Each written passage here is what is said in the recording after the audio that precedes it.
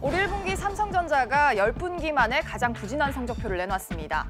주요 먹거리인 반도체 사업이 크게 악화했고 또 스마트폰 사업 부진에 디스플레이 사업 적자도 겹쳤습니다. 지난달 생산과 소비, 투자 등 산업 활동의 주요 지표들이 모두 개선됐습니다. 하지만 직전 달 동반 감소에 따른 기저효과로 풀이되는 가운데 앞으로 경기를 예측하는 선행지수도 10달째 내림세를 기록했습니다. 경찰이 지난해 말 발생한 KT 아현지사 통신구 화재 원인 규명에 결국 실패했습니다. KT투산 500억 원에 가까운 피해를 낸 화재가 미제로 끝나게 됐습니다. 하나그룹이 면세점 사업을 시작한 지 3년 만에 면세 사업에서 손을 떼기로 했습니다. 적자 규모가 커지고 있는 63빌딩 내 갤러리아 면세점은 오는 9월을 끝으로 문을 닫게 됐습니다. 이상 이 시각 주요 뉴스입니다.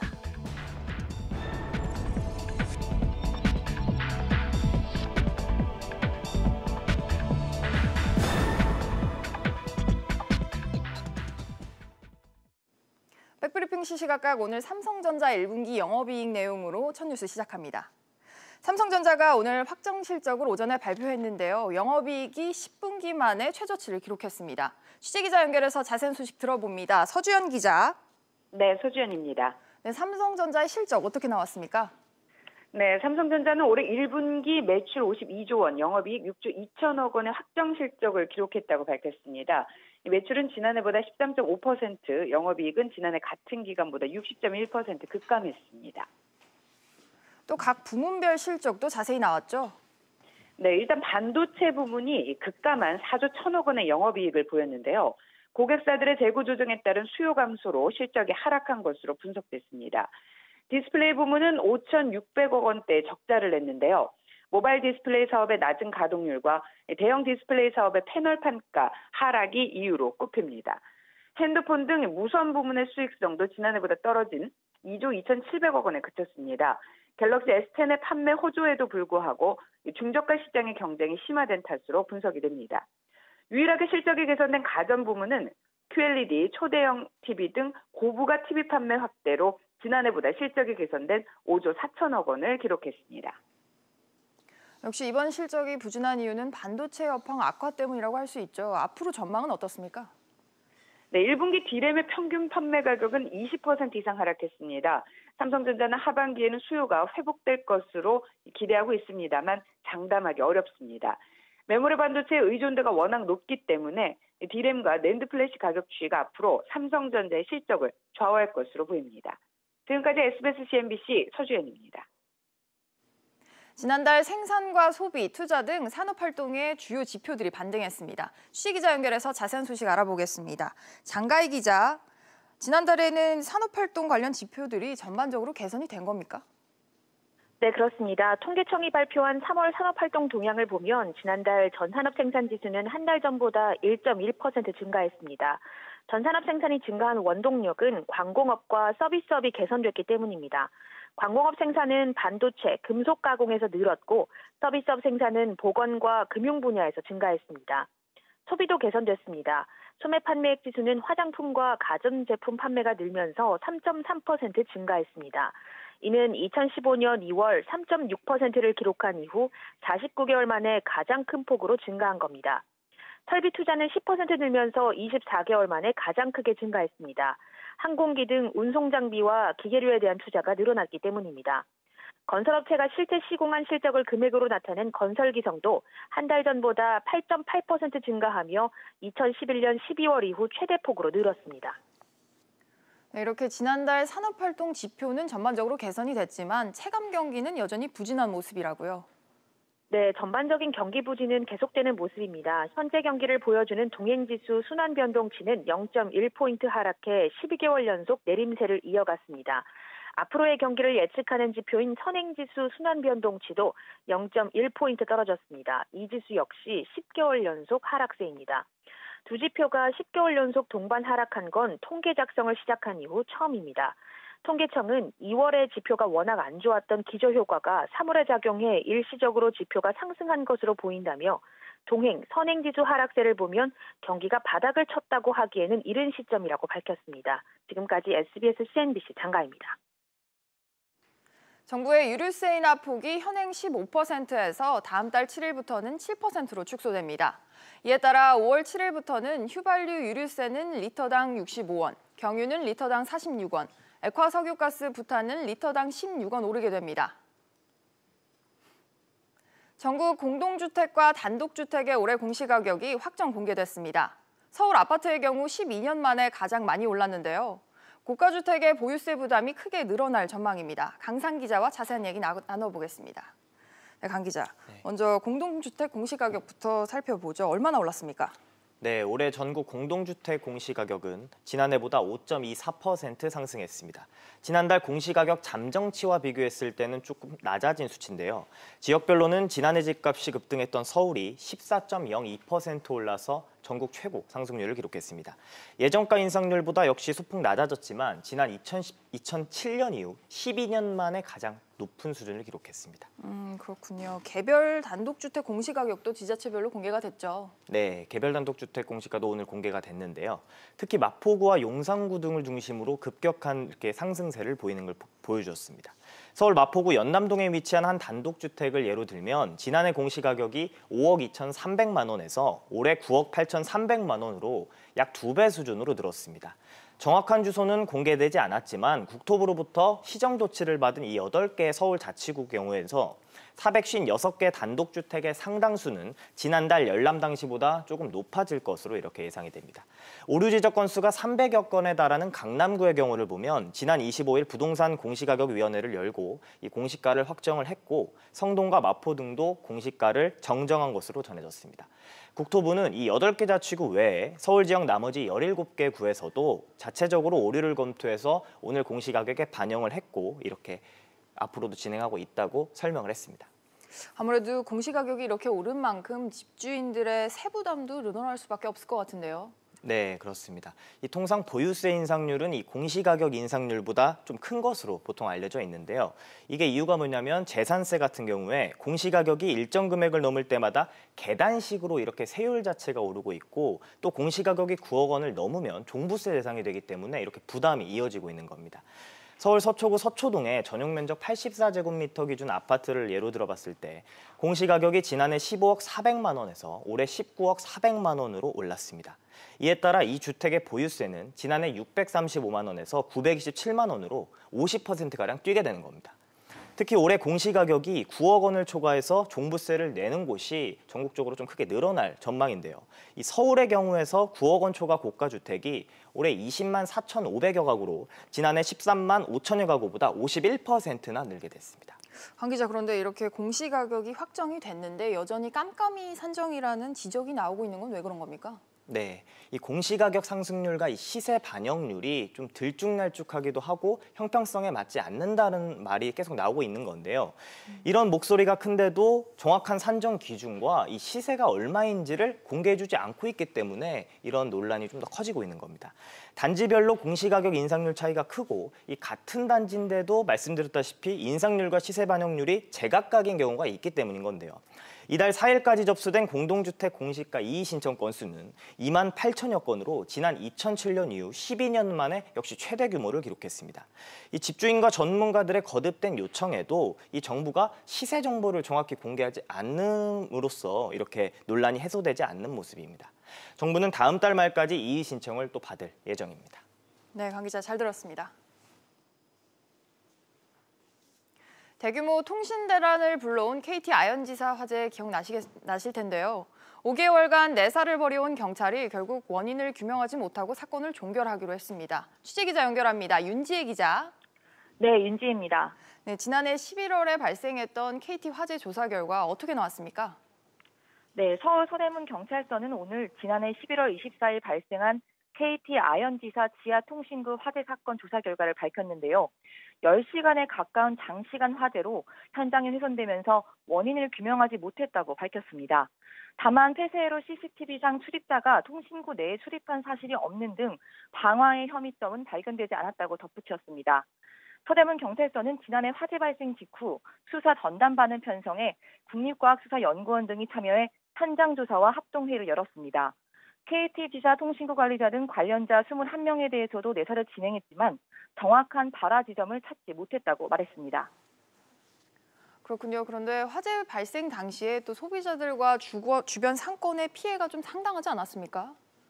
네, 그렇습니다. 서울 중구 마포 서대문구로 통하는 유무선 케이블 16만 8천 회선과 광 케이블 220개 묶음에 불이 붙으면서 KT 자체 추산 물적 피해 규모는 469억 원입니다. 또 화재 당시 서울 서부 지역 일대 통신마비로 KT 휴대전화와 인터넷뿐 아니라 카드 결제 장애가 발생하면서 주문 영업을 하지 못한 소상공인들이 많았는데요. 소상공인연합회 등이 참여한 KT 화재 상생보상협의체에서 지역 상점의 서비스 장애 복구 기간에 따라서 1일 20만 원 수준, 기간에 따라서 최대 120만 원의 지원금을 지급하기로 했습니다. SBS CNBC 윤지혜입니다. KT 부정 채용을 지시한 혐의를 받는 이석채 전 KT 회장이 영장 실질 심사를 위해 법원에 출석했습니다. 검찰은 이 전 회장이 지난 2012년 홈 고객 부문 채용에서 김성태 자유한국당 의원의 딸 등 9명에 대해 부정 채용을 지시한 자료를 확보했습니다. 이 전 회장의 구속 여부는 이르면 오늘 오후 결정됩니다. 하나그룹이 3년 만에 면세 사업을 철수하기로 했습니다. 취재기자 연결해서 자세한 내용 알아봅니다. 최나리 기자. 네, 최나리입니다. 최 기자, 한화가 면세점 사업을 3년 만에 접기로 했다고요? 네, 한화 갤러리아 타임월드가 면세점 사업 특허를 반납하고 면세점 사업을 종료하기로 했습니다. 이에 따라 갤러리아 면세점 63은 당초 내년 말까지였던 사업 기간을 앞당겨 오는 9월 30일까지만 영업을 합니다. 2015년 12월 면세 사업에 진출한 지 3년 4개월 만입니다. 네, 면세 사업자 선정 당시에 한화가 크게 환호했던 거 기억하시는 분들도 있을 것 같은데 분위기가 왜 이렇게 바뀐 겁니까? 네, 한화는 지난 3년 동안 면세 사업에서 1,000억 원이 넘는 영업 손실을 입었습니다. 이런 누적 적자에 더 이상 영업을 지속하기 어렵다고 판단한 겁니다. 정부가 신규 면허를 늘리면서 시내 면세점은 2015년 이후 6개에서 지난해 13개로 늘어나며 업계의 경쟁이 심화됐는데요. 중국의 사드 보복으로 요우커가 급감하면서 영업에 어려움을 겪게 됐습니다. 한화 측은 백화점 사업 경쟁력을 강화하는 등 신성장 동력 준비에 더 매진할 방침입니다. 대기업인 한화도 이렇게 못 버텼는데 그럼 업계 파장이 적지 않을 것 같습니다. 네, 대기업 계열 면세점이 철수한 것은 지난 2000년 AK 면세점 이후 19년 만입니다. 이번 한화의 철수는 단순히 한 업체의 영업 부진이 아니라 구조적 어려움을 보여주는 사례라고 할 수 있는데요. 이번 철수가 롯데, 신라 등 상위사를 제외한 기업들의 연쇄 철수로 이어질 수 있다는 우려도 나오고 있습니다. 당장 다음 달 기재부 제도 운영위 결정을 앞두고 있는 서울과 제주 신규 특허 발급 문제에도 영향을 줄 것으로 보입니다. SBS CNBC 최나리입니다. 다음 소식입니다. 아시아나항공이 직원들에게 최대 3년의 무급휴직을 통보했습니다. 올해 안 아시아나항공 매각 완료가 목표인 만큼 조직 슬림화에 나섰다는 분석이 나오는데요. 취재기자 연결해서 알아봅니다. 오정인 기자. 네, 오정인입니다. 네, 오 기자, 아시아나항공이 직원들에게 무급휴직을 통보했다고요. 이 대상은 어떻게 됩니까? 네, 아시아나항공은 사내 인트라넷을 통해 직원들에게 무급휴직 실시 안내를 공고했습니다. 대상자는 조종사, 정비사, 캐빈 승무원을 제외한 일반직 가운데 2016년 이후 희망휴직을 신청하지 않은 직원들입니다. 휴직 기간은 최소 15일부터 최대 3년까지입니다. 아시아나항공 관계자는 회사가 경영 정상화에 나선 만큼 자구 방안 일환으로 이 같은 결정을 내린 것이라고 설명했습니다. 아시아나가 앞서 비수익 노선의 정리 계획도 밝힌 바 있는데 사실상 매각 전에 인력 구조 조정하는 거 아닙니까? 네, 아시아나는 경영 정상화를 위한 내부 TF를 구성하고 비수익 노선과 보유 항공기 정리, 인력 생산성 제고 등 3대 중점 자구안을 추진하고 있습니다. 때문에 일각에서는 아시아나가 조직 슬림화를 통해 몸값 높이기에 나섰다는 분석도 나옵니다. SBS CNBC 오정인입니다. LG전자가 임직원들에게 성과를 강조하고 나섰습니다. 구광모 회장이 추진하고 있는 LG의 변화가 인사정책에서도 나타나고 있다는 분석인데요. 취재기자 연결합니다. 권세욱 기자. 네, 권세욱입니다. LG전자가 근무고과에서 C등급 아래로 분류된 직원에게는 성과급을 주지 않기로 했다고요? 네, 내년부터 C등급 이하의 평가를 받은 직원에겐 성과급을 지급하지 않기로 했습니다. LG전자의 국가 등급은 가장 높은 S부터 가장 낮은 D까지 5단계로 분류가 되는데요. 지금까지는 가장 낮은 D등급 국가자를 빼고 모두 성과급을 받아왔습니다. LG전자는 지난 2월에 노동조합과 임금 단체 협상을 할 때 이런 인사 방침에 합의했습니다. 그리고 인사 시스템 변경안을 확정해 최근 임직원에게 통보했습니다.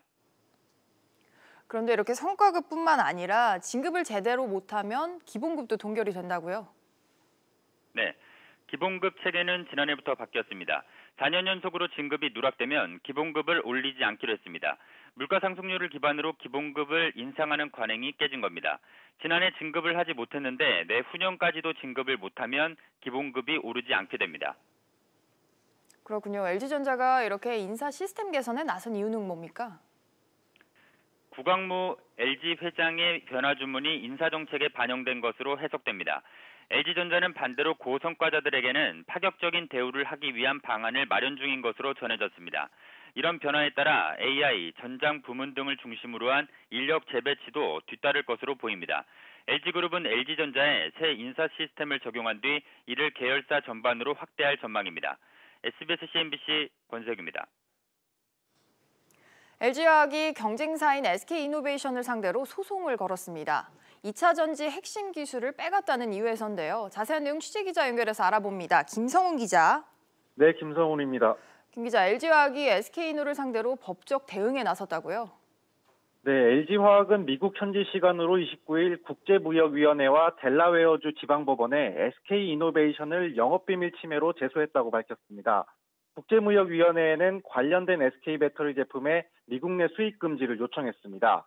동시에 지방법원에는 영업비밀 침해 금지와 손해배상 청구 소송을 제기했습니다. LG화학에 따르면 2017년부터 핵심 인력 70여 명이 SK로 이직했는데요. 그 과정에서 핵심 기술이 유출됐다고 볼 수 있는 구체적인 자료들이 나와 법적 대응에 나섰다는 설명입니다. 그런데 국내에서도 비슷한 소송이 있었죠? 네, LG화학은 2017년 SK로 옮긴 핵심 직원 5명에 대해 전직금지 가처분 소송을 제기했는데요. 올해 초 대법원은 영업비밀 유출 우려와 양사 간 기술 역량 격차 등을 인정해 2년 전직금지 결정을 내렸습니다. 네, 당장 소송을 당한 SK이노베이션 측의 입장은 뭡니까? 네, SK이노베이션은 LG화학 측의 제소가 기업의 정당한 영업활동에 대한 불필요한 문제 제기라는 입장을 내놓았습니다. 또 필요한 법적인 절차를 통해 제기된 문제들을 소명해 나갈 것이라고 밝혔습니다. SBS CNBC 김성훈입니다. 산업계 소식으로 다음 뉴스 이어갑니다. 이재현 CJ그룹 회장이 경영권 승계 작업에 시동을 걸었습니다. CJ 올리브네트워크스의 기업 분할로 장남인 이선호 CJ제일제당 부장이 지주사 주주명부에 처음으로 이름을 올리게 됐는데요. 자세한 내용 취재기자 연결합니다. 조슬기 기자. 네, 조슬기입니다. 네, 조 기자, 경영권 승계에 첫 발을 뗀 것으로 보는 이유가 뭡니까? 네, CJ 올리브네트워크스는 어제 헬스 뷰티 부문인 올리브영과 IT 부문을 분할해 분리된 IT 법인을 지주사인 CJ 주식회사의 100% 자회사로 넘긴다고 밝혔습니다.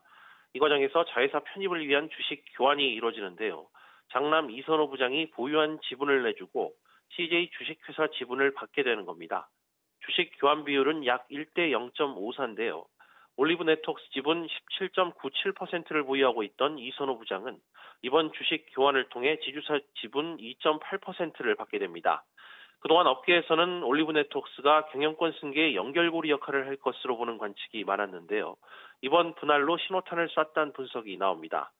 이선호 부장뿐만 아니라 이재현 회장의 딸 이경우 CJ E&M 상무도 지주사 지분이 0.1%에서 1.2%로 늘어나게 됩니다.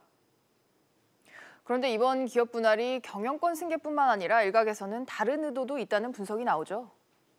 그렇습니다. 경영권 승계는 물론 일감 몰아주기 논란을 해소하기 위해 분할 카드를 꺼냈다는 관측도 나옵니다.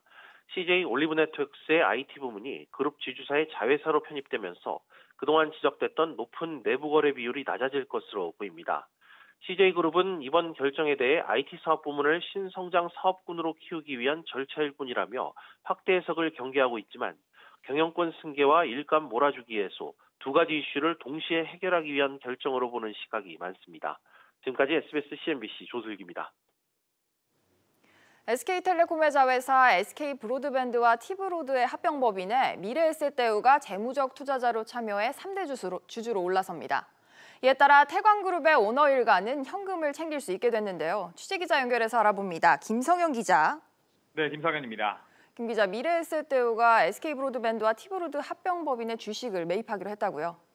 네, 미래에셋대우는 SK브로드밴드와 티브로드 합병법인의 주식 3,220만 주를 3,879억 원에 취득하기로 했는데요. 미래에셋대우의 지분 규모는 8.02%로 SK텔레콤과 태광산업에 이어 3대 주주로 이름을 올리게 됐습니다. 현재 티브로드의 최대 주주인 태광산업과 자사주 등을 제외한 나머지 주주에 배정할 합병 신주를 미래에셋대우가 그대로 가져오는 구조인데요. 미래에셋대우는 SK브로드밴드를 존속회사로 티브로드와 동대문방송, 한국디지털케이블미디어센터를 소멸회사로 하는 합병에 따른 합병 존속회사에 대한 지분 참여라고 밝혔습니다. 이렇게 되면 티브로드의 주요 주주들은 현금을 챙기는 구조가 아닙니까? 어떻습니까? 네, 그렇습니다. 이호진 태광그룹 전 회장과 이 전 회장의 장남인 이현준 씨 등 태광그룹 오너일가와 대여회사가 적지 않은 현금을 손에 쥐게 되는데요. 이호진 전 회장은 배정된 합병 신주 1,348만 주 전략을 미래에셋대우에 간접적으로 매각하게 됩니다. 매각 금액은 1,624억 원입니다. 이 전 회장의 장남 이현준 씨도 보유 중인 티브로드 주식 525만 주를 미래에셋대우에 처분하면서 1,065억 원의 현금을 가져갈 것으로 보입니다. SBS CNBC 김상현입니다. 새로 지은 아파트를 보러 가면 평형별로 1층이나 2층에 구경하는 집이라고 현수막 걸려있는 집들이 있습니다. 엄연히 주인이 있는 집인데 입주 전 건설사들이 집주인 동의 없이 구경하는 집을 마음대로 정해 문제가 되었습니다. 결국 공정거래위원회가 제동을 걸었는데요. 어떤 내용인지 취재기자 연결합니다. 이광호 기자. 네, 이광호입니다. 네, 이 기자, 어떤 건설사들의 문제가 있었던 건가요? 네, 공정거래위원회는 건설사가 구경하는 집, 이게 정식 용어로는 샘플 세대라고 하는데 이걸 집주인 동의 없이 지정해서 피해를 입었다는 민원을 받고 조사를 시작했습니다.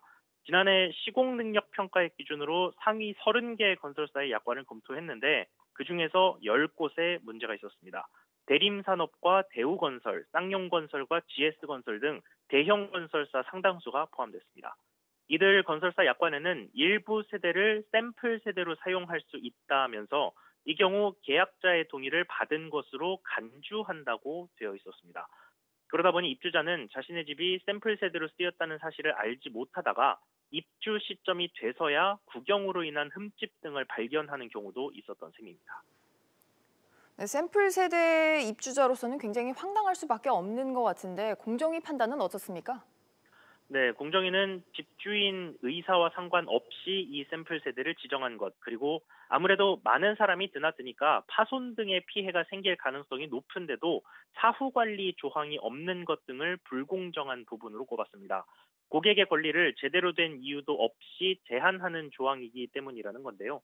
문제를 지적받은 건설사들 모두 조사 과정에서 스스로 약관을 고쳐서 앞으로는 집주인 동의를 받는 건 물론이고 사후 관리도 약관에 명시됐습니다.